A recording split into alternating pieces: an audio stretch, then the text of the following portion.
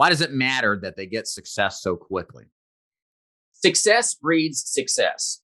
It is important that you don't let gravity strike. You got to know what you're doing and you've got to take actionable steps. Okay. I speak about this on my channel all the time. You've got to do something. If you know something and fail to act, that's your own problem, right? So it's like a lot of insurance agents, they want the wealth, but they don't want to do the work. Work is necessary, right? Pain is necessary to progress in your career. So once you're trained, and we train like 5 days in my telemastery program, it's insane. It's not for the weak of heart, but the wealth that is accumulated by these agents and the success ratios are not like what takes place in most insurance agencies that dabble in telesales or tell you about Zoom or don't give a lot of time and attention to their agent force. A lot of big agencies do not give the time that I put into mentoring every one of these agents. And if you really want to make it in telesales, it's very important that you have a good mentor, that you're a sponge, and that you stick to the fundamentals. You don't want to have your bandwidth all over the planet. Okay. It's like putting trash in your head. And if you've got some script out there that's some free Frankenstein script, run for the dang hills. You're just going to get you hurt. You got to have proprietary property, intellectual property, if you want to really accelerate in your career, because mentorship matters. Most agents waste thousands and thousands of dollars on leads. They partner wrong, or they get trained up with a platform that's Zoom based, and yikes, it's bad. It's ugly. It's like you're basically putting all these obstacles in front of you that are harming the agent force, because 92% of the agent force will fail in the insurance industry, but it's because they're getting MLM'd, as you know, they're getting rah recruited. They're not getting true mentorship. They're not getting true turnkey systems. And then they find themselves, man, I went down the wrong road. Why did I do this to myself? And it hurts a lot of agents. A lot of the failure rate is because they lack mentorship, true training, true intellectual property. They never vetted their trainer. They never vetted the agency. They just didn't. And it hurts a lot of good people that could progress in their careers. And it's part of the industry, unfortunately. Yeah. And it's so important to be humble and realize that the odds are against you in this business getting started, and any good person in this business tell you got to have all of the odds in your favor. If you're going to play this game, you can't just go out there and wing the thing. Like Jason's saying, you need expert training and support and a turnkey system to make it work. It's 100% true. So let's talk about one aspect of that. We kind of mentioned it with the Moo carrier. Right. What are the aspects of the best telesales carriers that are out there? What are you looking for as a trainer and as an agency owner of which carriers to work with to make your agent's life the easiest when it comes to writing business and helping our clients? I handpick every carrier. Okay. So every carrier in my agency is handpicked by me and it's vetted by me. I have sold these carriers myself, with the exception of one. There's one carrier I haven't, and that's because it's not available in my state. Okay. I know how to write it, people, but I don't have it in my state. So I can't ethically tell you I wrote it. I'm not going to fluff your feathers. Okay. There's one carrier I haven't written in my agency, but we all use carriers, and I always advise, to use these carriers. Take my advice, do what you want with it. And when you get whooped, you're going to come back whining. Okay. Say, why did I do that to myself? And I go, I told you so. Right. Okay. You got to use voice-based carriers. Don't use these, Moo type carriers. You know what I'm talking about? You're using these carriers that are heavy, like you're lost in a forest, wink, wink. Okay. And you're using email-based carriers. Okay. If y'all get where I'm coming from here, you don't use these types of carriers in the telespace. Face-to-face, fine. It's beautiful. You can be a finessed, financially free agent using these types of carriers, because I've got face-to-face agents in my agency as well, but the majority of my agent force is telesales. That's my background. That's my bones. Okay. That's what I do, and I love it. But you don't want to be using the same mix of carriers that you found yourself familiarized with as a face-to-face agent. It'll harm you. That's just my 2 cents on that. So Horace, let's transition now to talk a little bit about leads. Always the best subject, most fun subject to talk about. I've interviewed a couple of vendors that teach or sell courses that teach you how to self-generate leads. Of course, most agents, what do? They buy leads, but there's growing interest in the other. What's your perspective on buying leads, just letting somebody else generate them and you buy them at a fixed price, versus doing it yourself? In my experience, done it a long time, I don't self-generate leads. I don't. Okay. For me, it's a tremendous, time suck for me because my ROI on leads, if I drop a G, I'm going to make 10. If I'm dropping $600-700, I'm going to make around 6 to 8 grand in, AP and commission. So it's a time drain. The use of my time is the most important thing to me. So am I doing an income producing activity or an income reducing activity by saving $2 on a lead, saving $5 on a lead, which is good for the right person. It really is. I've got a lot of men and women in my agency at jasonfinalexpense.com that will actually absolutely self-generate leads. I'm a proponent of that for the right person, but it can be its own demon as much as it can be its own deliverance to you as an agent that has problems paying for leads, right? So it can be a blessing and a curse depending on how you capitalize on this platform. So if you're deciding to go to I'm going to self-generate leads, amazing.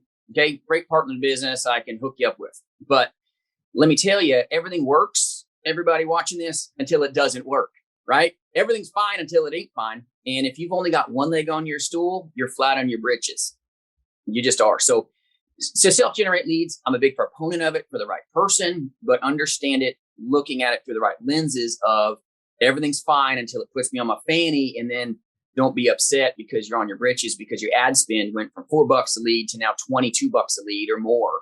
And then you start having these hurdles that you've got to overcome. So it takes your bandwidth from being in a position where you can absolutely capitalize on doing the most important thing, which is conversations and selling and closing business, taking care of the needs with your products, as opposed to I'm now a professional marketer. I'm doing this all day and now I'm frustrated and half my day got spent calling Facebook and calling this and all this stuff. So there's tremendous pros to it, but a lot of people don't want to tell you about the cons. You think agents should plan on, new agents getting in the business should more often plan on just buying leads before worrying about self-generating, just to give them the chance to focus on the like your telemastery and the training that it takes to be successful selling over the phone? It doesn't matter if you have the craziest, most amazing lead if you're not leveraged in the right place to capitalize on that. I've seen a ton of agents in my life. I've trained hundreds and hundreds and hundreds of agents successfully. Okay.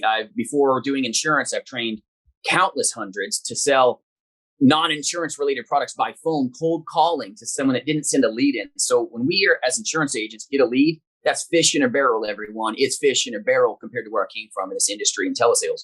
So when you're thinking about self-generating leads and you're buying your own, absolutely buy leads. But a lot of agents get harmed if they don't go to the depths of training that they need to win the fight. And I'm not saying that telesales is a fight. It's not.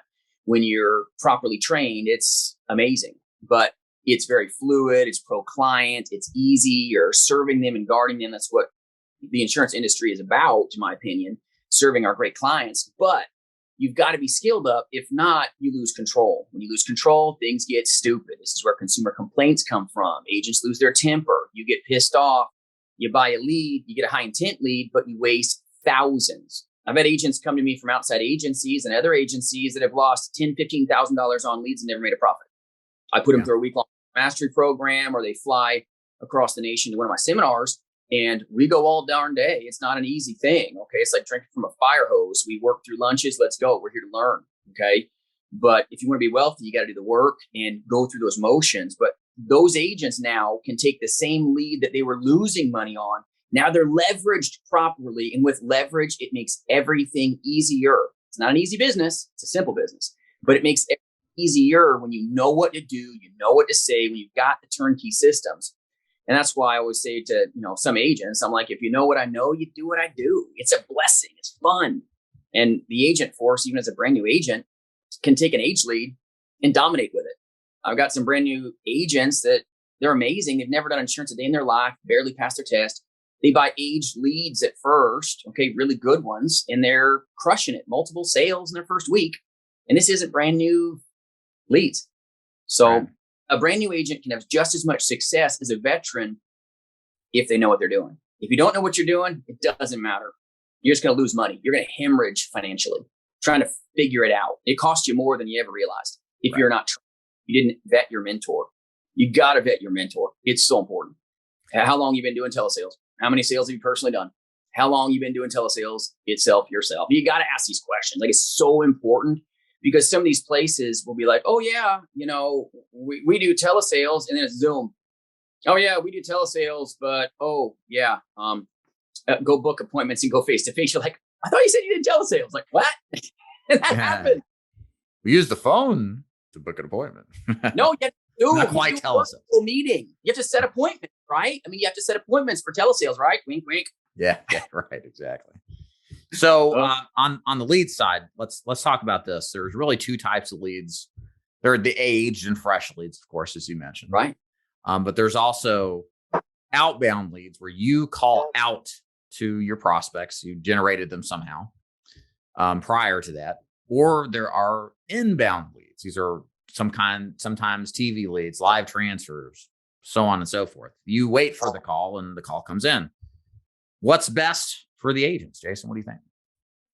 Well, it all depends on the agent's character and will.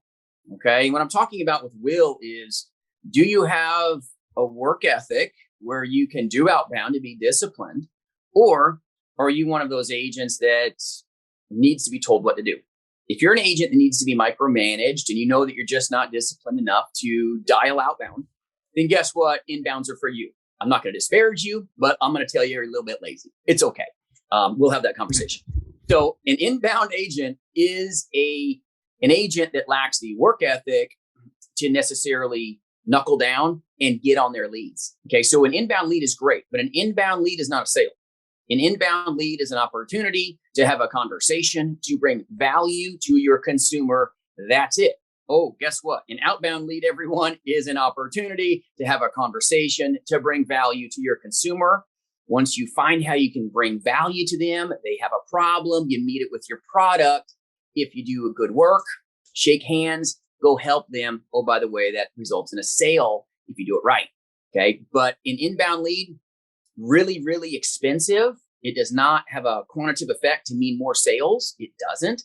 It just means you've got guaranteed conversations of, let's say, 10, 15, 20 inbound conversations. It's not a sale.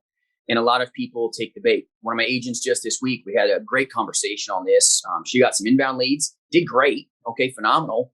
And then outbound was equally as good. And she's like, you know what, Jason? She's like, you were right. She's like, I did both. And she's like, the buyer intent's the same. And I'd rather wag the dog on the front side and make it all happen.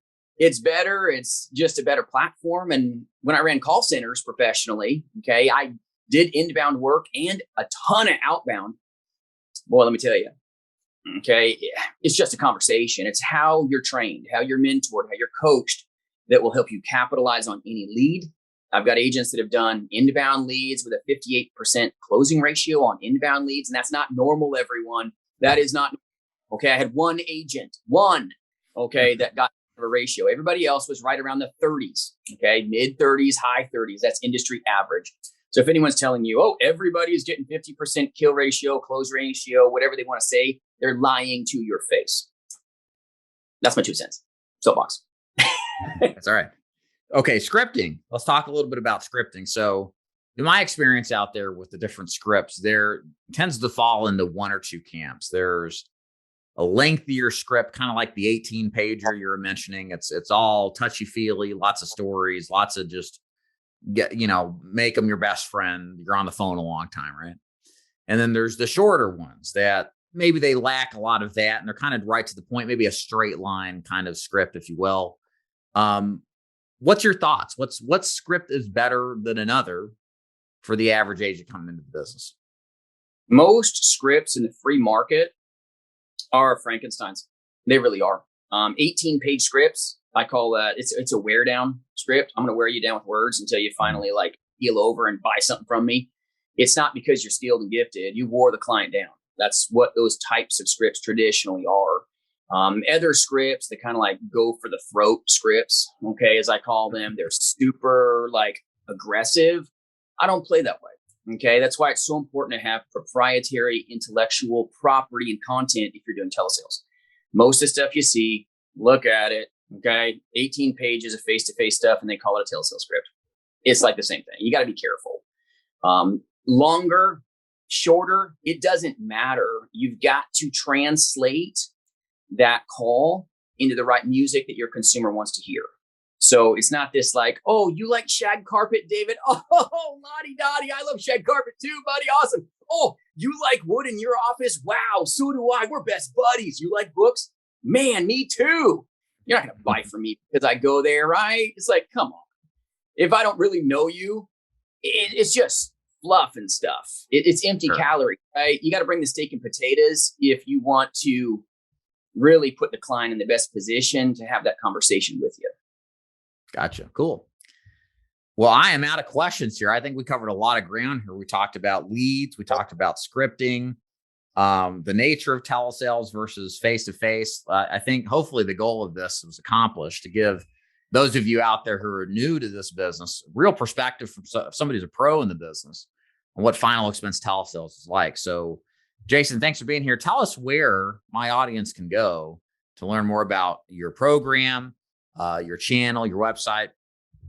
Sure. Well, thank you and for having me on. And anyone that needs help, they can always reach out at, jasonfinalexpense.com. They can check my YouTube content out. I do seminars across the nation for contracted agents as well as non-contracted agents. And I do a lot of coaching and a lot of help. But in our agency, my goodness, what I do together with some of the most amazing men and women on the planet is we do some good work in the telespace. It's like no other. Like, there's not many platforms for an agent to run on that will invest as much time into the mentoring and training and helping agents understand their true gifts in this space so that they can get what they want out of their career. Because agents, they want to be explosive. They want to make it. And they want to be able to, be in a good place where they make some money. And a lot of agents get, as we know, harmed. They just don't partner wrong. They don't ask the right questions. And then they get sucked into, the rah-rah of the industry and then don't get the real results. And it's just sad. It drives me crazy when some agents have gotten harmed. So if agents need help, they can always reach out. I'll serve them in any way I can. On average, in my agency, I'll partner with 1 out of 30 people. So I'm not like most agencies out there that if you've got a pulse, we've got a place. We don't work that way.